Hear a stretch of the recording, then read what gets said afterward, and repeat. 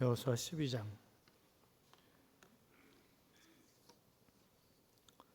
여호수아 12장 1절부터 6절까지 여호수아 12장 1절부터 6절까지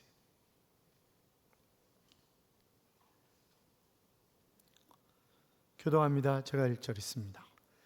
이스라엘 자손이 유단 저편 해돋는 쪽 곧 아르논 골짜기에서 헤르몬 산까지의 동쪽 온 아라바를 차지하고 그 땅에서 쳐 죽인 왕들은 이러하니라. 시온은 헤스본에 거주하던 아모리 족속의 왕이라. 그가 다스리던 땅은 아르논 골짜기에서부터 골짜기 가운데 성읍과 길르앗 절반 곧 암몬 자손의 경계의 합번 또 동방 아라바 긴네롯 바다까지며 또 동방 아라바의 바다 곧 여메의 베데어 시못으로 통한 길까지와 남쪽으로 비스가 산 기슭까지이며 혹은 르바의 남쪽 족속으로 아스타롯과 에드라에 거주하던 바산 그가 다스리던 땅은 헤르몬 산과 살르가와 온 바산과 및 그술 사람과 마아가 사람의 경계까지의 길르앗 절반이니 헤스본 왕 시온의 경계에 접한 곳이라. 여호와의 양 종 모세와 이스라엘 자손이 그들을 치고 여호와의 종 모세가 그 땅을 르우벤 사람과 갓 사람과 므낫세 반지파에게 기업으로 주었더라. 아멘. 같이 인사하시죠. 주의 이름으로 잘 될 것입니다. 더 잘 될 것입니다. 끝없이 잘 될 것입니다. 아멘. 예배 자리에 함께 하신 여러분, 하나님께서 동행하심으로 이 한 주간도 행복한 잘 되는 한 주간의 삶이 될 줄로 믿습니다. 주보에 보시면 이제 그 설교 요약이 나와 있어요. 설교 요약이 나와 있는데, 그런데 이거는 그냥 폼으로 써놓은 것이 대부분 많아요. 그리고 이제 중간에 또 설교를 제가 작성하면서 바꿔요. 그러다 보니까 늘 말씀드리잖아요. 신문에 보면 텔레비전 프로그램 나와 있는데 위에나 밑에나 방송국 사정회에서 프로그램은 바뀔 수 있습니다. 마찬가지예요. 이것도 바뀔 수 있어요. 그러니까 똑같지 않네 이러고 이렇게 그러시지 마요. 그러니까 할렐루야. 1991년에 넬슨 만델라가 추록해서 대통령이 되고 취임할 때의 일입니다. 취임사를 한 후에 세계 각국에서 온 정치가들을 소개를 했어요. 그리고 이렇게 얘기를 합니다. 이렇게 귀빈들을 모실 수 있어서 얼마나 감사한지 모르겠습니다. 제게는 큰 영광이고 특별히 그 중에서도 가장 큰 기쁨은 로본섬 교도소에서 저를 감시했던 3명의 간수들께서 이 자리에 참석해 주셔서 진심으로 경의를 표합니다 라고 하는 그런 이야기였습니다. 만델라가 그들을 이렇게 세웠어요. 연로한 만델라는 허리를 숙여서 간수들에게 진심 어린 경의를 표했습니다. 취임식에 참석했던 사람들은 물론이거니와 전 세계가 할 말을 잃은 그런 순간이었습니다. 만델라가 이렇게 할 수 있었던 것은 고난 속에서도 소망이 되시는 하나님을 바라보고 그 하나님을 붙잡고 살았기 때문에 가능했다고 했습니다. 그도 젊었을 때는 성격이 불같고 자주 화를 내었습니다. 그러나 수감 생활을 하고 모진 세월을 거치면서 소망이 되시는 하나님을 분명하게 바라볼 수가 있었던 것입니다.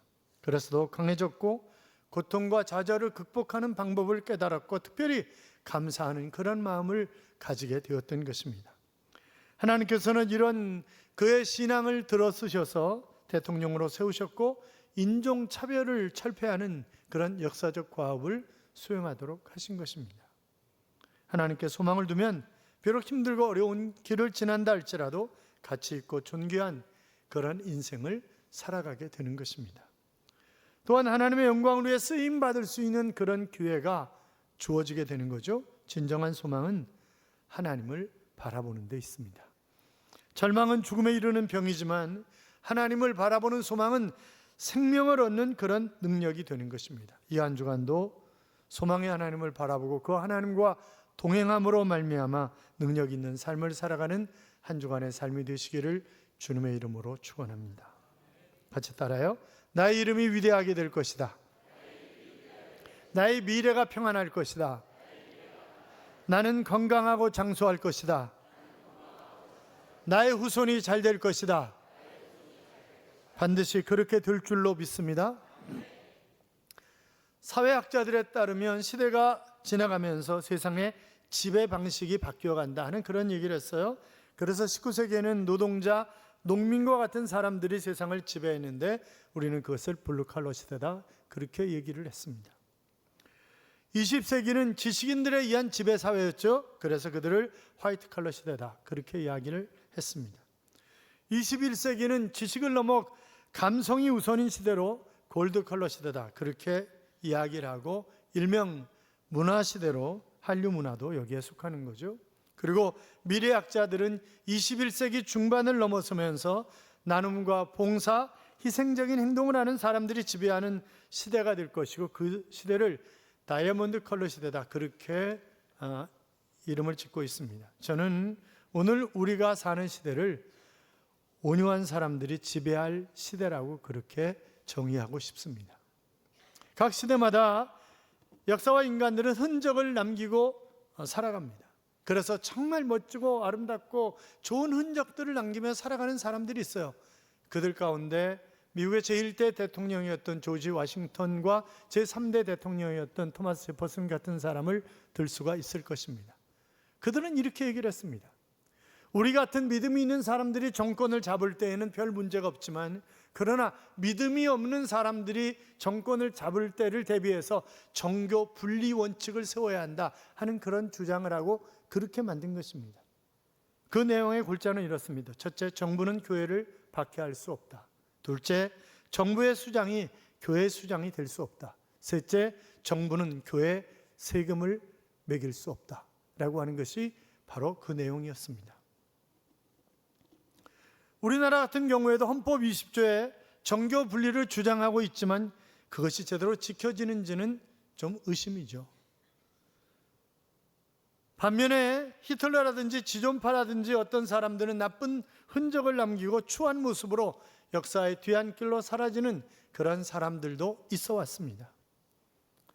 여러분 가만히 한번 생각해 보세요. 누가 뭐라 해도 역사의 중심은 누구입니까?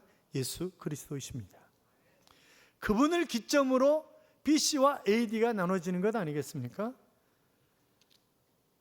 인류 역사상 가장 아름다운 흔적을 남기고 가신 분이 예수 그리스도라고 얘기할 수밖에 없는 것은 우리의 죄를 위해서 십자가에 피 흘려 돌아가시고 우리를 위해서 부활하시고 지금도 하나님 보좌 우편에서 말할 수 없는 탄식으로 우리를 위해서 기도하시는 분이 예수 그리스도이시기 때문에 그분이야말로 가장 아름다운 흔적을 남기고 가신 분이다 그렇게 얘기할 수가 있습니다. 사도 바울은 나는 예수 그리스도의 흔적을 가졌노라 그렇게 얘기를 했는데 그가 다메섹 도상에서 부활하신 주님을 만난 이후에 그는 정말 주님을 위해서 생명을 걸고 복음을 전하며 산 그런 사람이었습니다. 자, 그러니까 자연적으로 예수님의 아름다운 흔적이 그에게 남기게 된 것입니다. 사랑하는 여러분, 여러분이 가지고 있는 흔적은 무엇입니까? 어떤 흔적을 남기려고 몸부림치며 살아온 것입니까? 교육학에 하이로우의 실험이라고 하는 그런 이론이 있습니다. 심리학자인 하이로우 교수가 실험을 했다고 해서 그의 이름을 붙인 그런 실험입니다만 젖먹이 원숭이를 철사로 만든 인형에다 우유통을 이 젖통을 담아놓고 또 아주 부드러운 그런 천으로 만든 인형에 우유통을 달아놓고 우유를 먹게 한 것입니다. 그랬더니 쏜살같이 달려가가지고 뭐 철사에 있는 것, 부드러운 천으로 만든 것 상관없이 빨아먹는 거예요. 그런데 그 다음 날부터 어느 어른 원숭이 하나조차 철사로 만든 그 인형에는 절대 안 가는 것입니다. 배가 고파도 안 가는 거예요. 그리고 오직 부드러운 천에 매달려 있는 그런 우유통에 가서 그 우유를 빨아먹는 것입니다. 그래서 동물들도 철사 같은 딱딱하고 그런 것은 싫어하고 아주 부드러운 것을 좋아한다라고 하는 그런 실험 결과를 갖게 된 것입니다. 여러분, 우리가 잘못 생각하는 것 중에 하나가 힘과 능력과 지식과 백이 든든해야 성공한다, 그래야 세상을 정복하고 할 수 없는 일이 없다, 그렇게 생각하고 우리가 살아가고 그것을 갖기 위해서 무던히도 몸부림을 치는 것입니다. 그러나 사실 그렇지 않습니다. 역사도 그렇지 않고 성경은 더욱 말할 필요도 없습니다. 이 세상에는 끝내는 온유한 자가 잘 살게 되어 있고 온유한 자가 세워지게 되어 있고 온유한 자들의 세상이 되어지게 되어 있습니다. 그것은 동물을 보면 금세 알 수 있어요. 힘세고 어마어마한 놈들은 다 끝났어요, 시대가. 그렇잖아요. 여러분, 호랑이나 사자나 번식이 잘 안 돼요. 그래가지고 뭐 세계 동물 학계라든지 뭐 각 나라마다 그런 동물들을 번식을 시키려고 무던히도 애를 쓰는데 안 되잖아요, 잘. 그런데 비둘기 번식시키려고 애쓴다는 얘기 들어보셨어요? 없어요. 그런 얘기 없어요. 우리도 지하 주차장 내려가면서 샷다 위에 거기다가 집을 짓고 알을 낳고 새끼를 부화시키고 그러고 살아요. 그러니까 교회 근무하는 사람 가운데 한 번은 저것들을 확 죽여버릴까 보다 그러고 그래요. 내버려두라고 그러죠. 내버려두라고. 왜냐하면 똥을 자꾸 밑에다 쌓아놓으니까 이게 똥이 자꾸 떨어지니까. 그러니까 이제 그런 얘기를 하는데 내버려두라고 그러는데, 여러분 참새 번식시키는 거 보셨어요? 없어요. 없어. 그건 연어도 마찬가지다. 마찬가지입니다. 호랑이가 몇 년 사는 줄 아세요? 26년 살아요. 여우는 여우 같은 짓 하다가 12년 평균 살아요. 거북이는요, 거북이는 몇백 년 살잖아요. 몇백 년 살아요. 그러니까 남을 해치는 강한 것들이, 보세요. 뭐 사자나 호랑이나 다 자꾸 깊은 산속으로 들어가잖아요. 밖으로 못 나와요, 잘. 그러다 그냥 얘네들은 죽는 거예요, 그냥. 왜냐하면 남을 해치면서 불편한 거야. 자기도 불편해. 그래서 우리 그런 말 있잖아요. 맞은 사람은 다리 쭉 뻗고 자지만 때린 사람은 웅크리고 잔다. 그런 말도 있잖아요. 그러니까 남을 해치는 사람의 마음에는 평안이 없다는 거예요. 그건 뭐 동물도 마찬가지입니다. 여러분, 그 강한 동물들을 이렇게 짝짓기를 해가지고 해주면 잘 살아요? 아니요, 잘 안 살아요. 어쩌다가 새끼 한 마리 낳고 서로 잡아먹고 하여튼 별짓을 다 한다고요, 그게. 다 몇 년 못 살아요.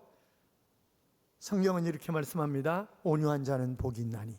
누가 복이 있다고요? 온유한 자. 저희가 땅을 기업으로 얻을 것임이니라. 그렇게 말씀하셨습니다.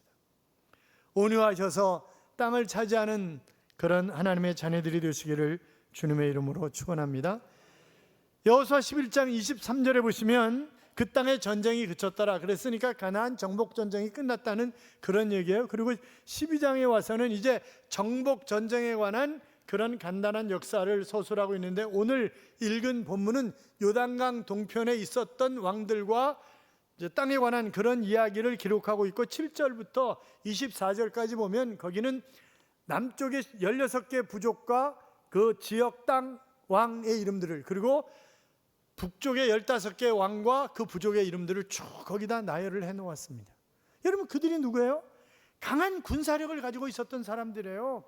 그 당시에 그들은 도시를 건설하고 뭐 어마어마한 그런, 그 당시에 상상할 수 없는 그런 문화와 문명의 혜택을 누리면서 살았던 그런 사람들이었습니다. 아니, 여러분, 제가 어렸을 때, 아니 어느 정도 자랐을 때까지 우리는 화장실이 퍼식이었어요. 그렇잖아요. 그래서 이거 어깨에다 똥찌개 메고 다니면서 퍼 이러고 다니면 이거 폭을 했잖아요. 아, 여러분은 서울 살면서 수세식이었어요? 옛날에 우리 다 퍼식이었어. 퍼식. 그렇잖아요. 그런데 이 당시에 가나안 정복 전쟁을 할 때 가나안 족속들은 수세식이었어요. 이미 그때. 그리고 청동기 문화를 가지고 오니까 그들은 금은동 세공 그 기술을 발달해서 주변 국가들과 활발한 무역을 하고 있었는데, 그러다 보니까 힘 있는 자가 강한 자다 그렇게 가르쳤고, 도덕적으로 윤리적으로 타락했고 우상 숭배에 찌드는 민족이 그들이었기 때문에 하나님은 이미 모세에게 가나안 땅에 들어가면 생명이 붙어있는 것은 다 어떻게 하라? 진멸하라, 그렇게 말씀하셨어요. 진멸하라. 그런데 진멸하지 않고 약간 남겨둔 것 때문에 어떤 고난을 당하는가라고 하는 것에 관해서 지난 주일날 말씀을 드렸잖아요. 그럼에도 불구하고 담고 싶은 거야. 이게 가나안을 담고 싶은 거예요. 왜? 군사력이 최강이었잖아요. 말의 힘줄을 끊으라니까 아까워하면서 끊고 이랬는데 그래도 그들을 담고 싶은 거예요. 그런데 여러분 생각해 보세요. 그렇게 견고하고 강했던 그들이 노예 민족인 이스라엘에게 다 쓰러지는 거잖아요. 다 죽는 거잖아요. 그렇잖아요. 온유한 이스라엘 백성들이 결국 땅을 차지하는 것입니다. 누가 이런 일을 예상했겠어요? 누가 그것이 가능하리라고 예측을 했겠습니까? 이것이 역사의 비밀입니다. 여러분, 전쟁은 여호와께 속한 것이라 하는 말씀처럼 하나님이 이기게 해주신 거예요. 이 온유한 백성, 이제 끊임없이 하나님은 온유를 광야 40년 동안 훈련을 시키시는 거죠. 이 온유라고 하는 말은 극단에 치우치지 않는다라고 하는 그런 말이에요. 그 성경은 끊임없이 좌로나 우로나 치우치지 아니하며 그렇게 말씀하고 있잖아요. 뿐만이 아니라 온유란 생각과 언행이 겸손한 것입니다. 온유는 겸손을 포함하는 말인데 에베소 4장 2절에 보시면 모든 겸손과 온유라고, 그래서 이 겸손과 온유는 짝이에요. 짝. 사랑하는 여러분, 하나님의 은혜는 온유와 겸손의 문으로 들어오는 것입니다. 뿐만이 아니라 이 온유라고 하는 헬라어 단어 자체가 길들여졌다 그런 말이에요. 그러니까 야생마를 길들였을 때 쓰는 단어가 이 온유라고 하는 단어예요. 자, 그러니까 성경이 지금 이 온유라고 하는 단어를 쓰고 있는 것은 우리가 하나님의 말씀에 길들여져 있는 그런 상태를 여기 온유라고 하는 그런 의미로 사용하고 있는 것입니다. 자, 그러니까 예수 믿는 우리는 온유한 사람이 되라고 성경은 끊임없이 우리에게 요구하시는 거죠. 온유한 나라들이 힘이 있습니다. 온유한 나라들이 잘 됩니다. 트럼프 보니까 온유한 것 같지 않은데.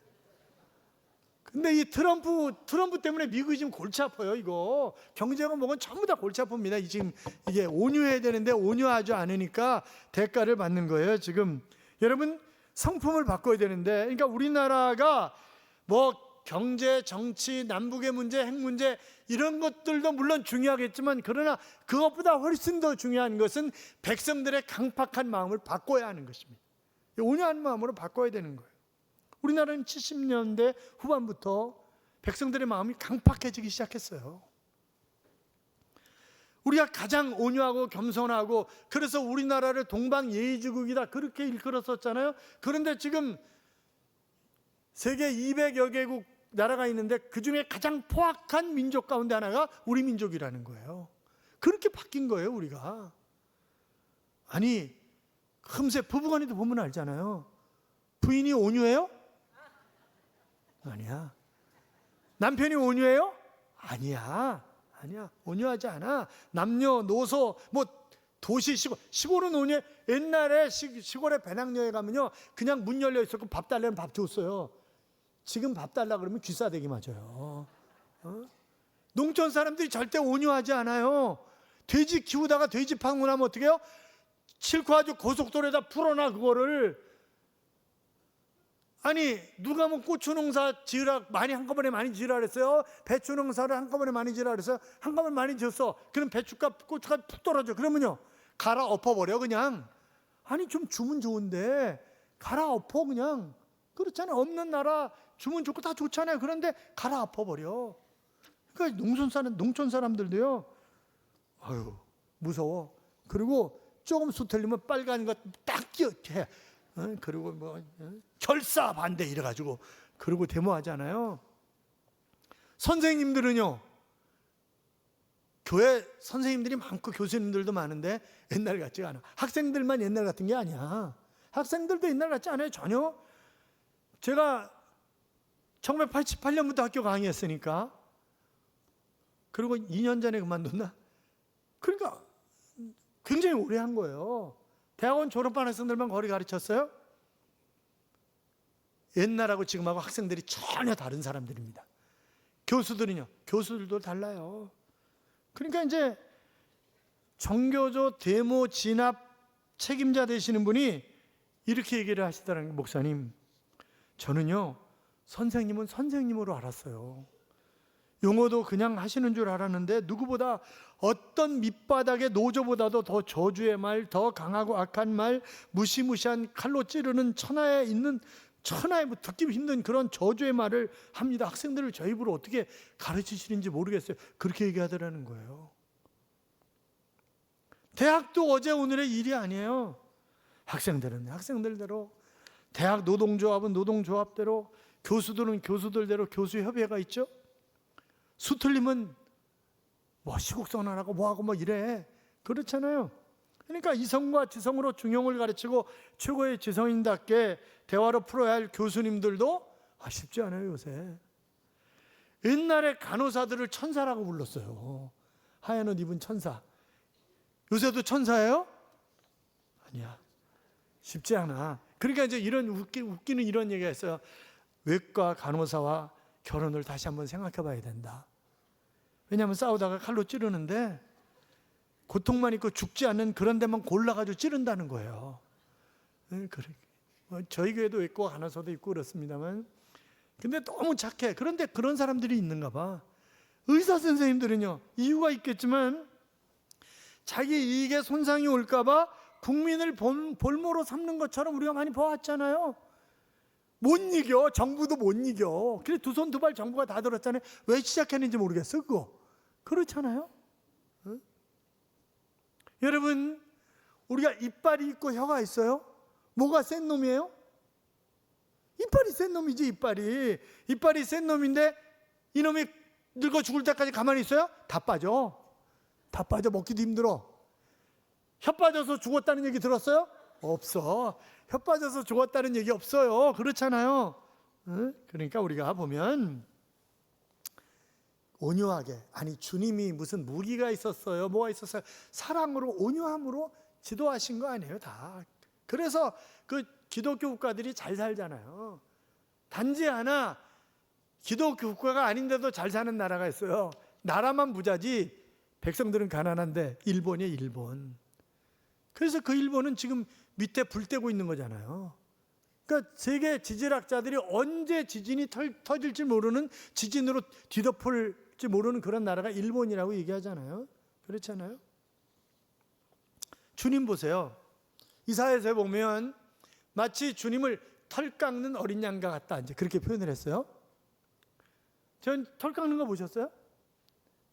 저는 이제 청년들 데리고 뉴질랜드 갔다가 이제 털 깎는 거를 몇 번 봤는데 순식간에 기계로 깎아요. 순식간에. 근데 옛날에는 가위로 깎는 거예요. 옛날에 가위로 깎다 보면 살점이 막 찢어지고 떨어져 나오고 막 그러는 거예요. 그런데 양들이 아파 죽겠잖아 이러고 그러는 양 있어요? 없어. 그냥 죽을 때도 어떻게 이러고 죽어 그냥 양은.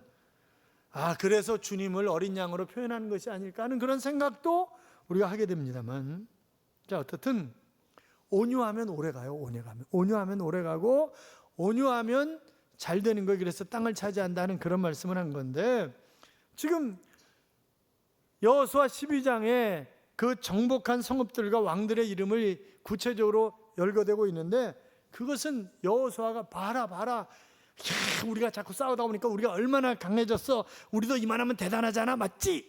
그런 얘기 하는 건 아니잖아요. 지금 어떻게 지금까지 하나님이 역사해 오셨는가, 어떻게 하나님이 승리하게 하셨는가, 어떻게 그들을 정복하게 하셨는가, 모든 것이 다 하나님의 은혜다라고 하는 그런 고백을 하도록 하기 위해서 지금 이렇게 기록하고 그 얘기를 하고 있는 것 아니겠어요? 그렇잖아요. 그러니까 우리도 마찬가지예요. 살다 보면 다 주님의 은혜로 사는 거지 그냥 우리가 사는 것 아니잖아요. 되돌아보면 다 하나님의 은혜였어. 그때는 힘들고 어려웠는데 그게 다 하나님의 은혜였어. 그걸 다 지나가게 하시는 거예요. 여러분, 이 땅에 2만 3천여 개의 종족이 있습니다. 그리고 200여 개의 나라가 있어요. 수많은 나라 가운데 앞서 말씀을 드렸지만 복음이 전해진 그런 나라들은 잘 삽니다. 여러분, 우리나라는요, 자유민주주의가 많은 나라예요? 공산주의가 많은 나라예요? 국민 백성이 공산주의가 많은 나라예요. 사촌이 땅을 사도 배가 아픈 나라, 민족이 우리 민족이에요. 이게 그렇잖아요. 그래서 우리 민족은 영웅을 키우잖아요. 절대 영웅이 없어. 우리는 다 끄집어내려서 어릴 때 그냥 싹쓸 잘라버려요. 그냥 우리 민족은. 그래서 우리 민족은 영웅이 없어요. 어른이 없으니까 대통령 뽑을 때마다 고통스러워. 이게 그렇잖아요. 뽑을 때마다 덜 나쁜 놈 뽑고 뭐 맨날 이러고 있는 거잖아요. 우리는. 그러니까 이게 참 문제야 우리가. 그래서 이 비전 투어도 하고 뭐 자꾸 애들을 데리고 저 청평에 있는 비전센터에 들어가고 그러는 이유가 뭐예요? 애들을 온유하게 만들고 꿈을 가지게 만들고 인물을 만들어내려고 그렇게 몸부림치고 있는 거잖아요 우리가. 그러니까 청년들 비전 투어 하는데 찬조 좀 많이 하세요. 응? 여러분 보세요. 그러니까 시편 33편 12절에 보면 여호와로 자기 하나님을 삼은 나라 곧 하나님의 기업으로 빼신 받은 백성은 복이 있도다 그랬는데, 여러분 우리 민족이 이만큼 잘 살고 이만큼 세워지게 된 것 예수 믿는 사람들 때문이, 하나님 은혜 때문이 아니라고 다른 방법으로 설명할 방법이 없다니까요. 왜냐하면 공산주의가 많다니까 우리한테 그게. 그런데 독립할 때 2차 세계대전 후에 독립할 때 우리나라만 자유민주주의로 온 거잖아요. 나머지는 다 공산주의로 가지고 지금 거지처럼 사는 거고 우리만 세계 경제 10대 대국이야. 그렇잖아요. 그러니까 이게 하나님의 은혜 아니고 설명을 할 수 있냐고요. 그러니까 하나님의 은혜를 생각하고 우리가 점점 온유해져야 되는데 온유하지 않아. 부부간의 싸움도 옛날 같지가 않아요. 그렇잖아요. 그러니까 오래전에 강동구에 사는 남편이 회사 갔다 퇴근을 했어요. 그런데 부인이 인터넷 채팅을 하고 있는 거야 이거를. 그러니까 여보 나왔어. 알았어 기다려. 그리고 밥을 안 해주는 거야. 계속 인터넷. 아 여보 왜 그래? 근데 아 시끄러. 이러고 그냥 그렇게 계속 하는 거지. 그러니까 이제 가서 뭐 하나 가만히 가서 보니까 거기에 밤이 깊은데 당신이 보고 싶습니다. 이렇게 자기 마누라가 써서 치는 거예요. 그러니까 상대방이 조금 있다가 나도 아주머니가 보고 싶습니다. 이렇게 보내는 거예요. 그게 수백만 명이래요. 그게 수백만 명 우리나라에. 여러분 생각을 해보세요. 그러니까 성질이 안 나겠냐고. 어느 남편이 성질이 안 나겠냐고. 그러니까 성질을 당신 뭐 하는 거야? 이러면서 막 소리 지르고 컴퓨터 확 꺼버리니까 부인이 보여가지고 칼로 가지고 남편 찔러 죽였잖아요. 그 뉴스에 나온 얘기잖아요. 찔러 죽인 거야. 그러니까 사랑하는 남편 여러분, 우리가 살고 있는 걸 감사합시다. 살고 있는 걸 감사해야 돼. 응? 무기들은 다 그들에게 있잖아요. 무기는 다. 응? 경찰이 그러는 거예요. 옛날에는 다 부인이 맞아서 신고하러 온다는 거예요. 옛날에는 다. 요새는 남편이 맞아서, 부인이 맞아가지고 신고하는 사람은 없대. 남편이 맞아서 신고하러 온대 다. 그리고 완전히 퍼지면 여자가 퍼져가지고 오는 경우는 없대요. 둘이 같이 퍼지든지 남자가 퍼져서 실려오는 거지. 여자만 퍼져가지고 실려오는 경우가 없다네. 아 무서워. 여자들은 나이가 들어갈수록 무서워. 옛날에는 대꾸 다녔는데 이제는 한마디 하면 두 마디에.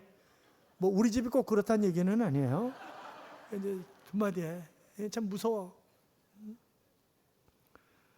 여러분 1년에 부모를 죽이는 자식이 얼마나 많은지 몰라요. 그 자식들도 이제 참 무서워 지금은. 그러니까 우리나라가 부드러운 나라가 되도록 우리 마음이 부드러운 마음으로 돌아가야 된다. 강해야 된다. 강한 자만 이길 수 있다. 지면 끝나는 거다.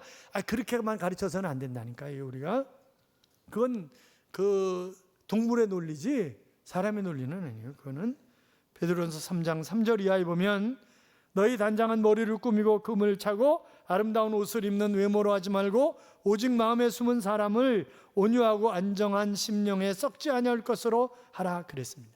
그러니까 온유한 마음을 가지도록 하라는 거예요. 조선 왕족을 세운 태조가 이제 나라가 안정된 다음에 개국공신인 이지라고 하는 사람이 있었어요. 이 개국공신과 중전하고 셋이 앉아가지고 오늘 우리가 허심탄회하게 한번 얘기를 해보자고. 솔직하게 어떤 것도 서로 화내지 말고 마음에 꽁하지 말고 그렇게 하자고. 그러면 진실한 말을 하면 저 앞에 있는 뽕나무가 흔들릴 거라고, 뽕잎이 흔들릴 거라고 그렇게 얘기를 했어요. 그리고 이제 태조가 얘기를 하는 거예요. 내가 왕인데도 뭐 가질 것 못 가질 것 다 가지고 있는데 그런데 신하가 나를 만나러 올 때 그래도 봉투 들고 오는 게 나는 너무 좋더라. 그렇게 얘기를 하니까 뽕나무가 이렇게 흔들리는 거예요. 그러니까 이제 당신이 한번 얘기를 해봐. 그러니까 아닙니다. 아니 한번 해보라니까. 그러니까 저도 임금님의 사랑을 받고 있기 때문에 부족한 것이 없지만 나도 임금을 한번 해보고 싶다. 그런 마음이 종종 생깁니다. 뽕나무가 탁 흔들리더라고요. 중전한테 보니까 안 해요. 이제 그러고 그러는 거죠. 그러니까 그러지 말고 해봐. 내가 어떤 얘기를 하든지 화내지 않을게. 이제 태조가 그렇게 얘기를 하는 거예요. 그랬더니 중전이 사실 저도 왕의 사랑을 받고 있기 때문에 부족한 것이 없지만 가끔 잘생긴 신하들 보면 나도 저들하고 한번 사귀고 싶다. 그런 마음이 든다고 그랬더니 뽕나무가 또 확 흔들리더라고요. 그러니까 사람이 다 도찐개찐이야. 다 욕심을 가지고 살아. 다 욕심 없는 사람이 어디 있어요 여기. 다 욕심 가지고 사는 거지. 다 우리가 부족한 거예요. 부족한데 그런데 그 부족한 가운데 채우려고 애를 써야 되는 게 온유란 말이죠. 온유. 응? 다윗이 이렇게 고백하잖아요. 내가 사망의 음침한 골짜기로 다닐지라도 해를 두려워하지 않을 것은 주께서 나와 함께 하심이라. 주의 지팡이와 막다기가 나를 안위하시나이다.